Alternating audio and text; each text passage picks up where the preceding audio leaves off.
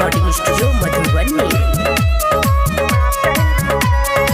Singing by Anil Sharma.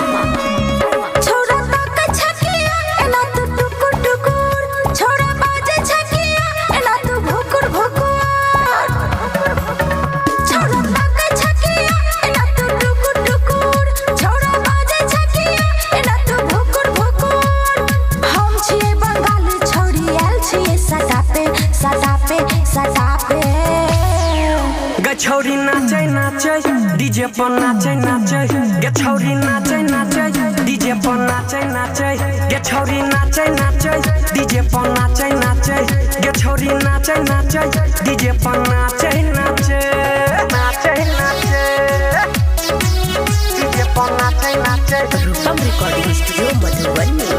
Music by Tikku Chaudhary. 500 के note छौरी द देब तोरा लागे लाज हमरा नहीं ले कोड़ा।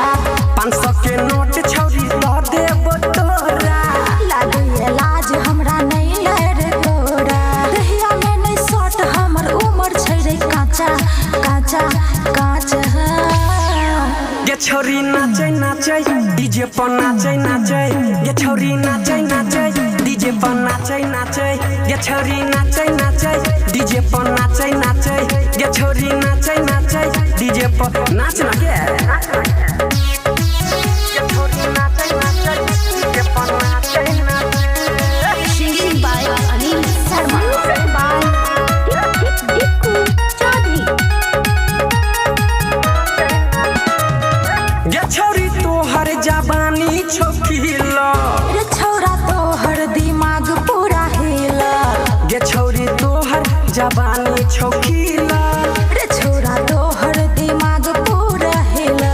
अनिल शर्मा कहै छै यो बात तोरा साचा साचा साचा।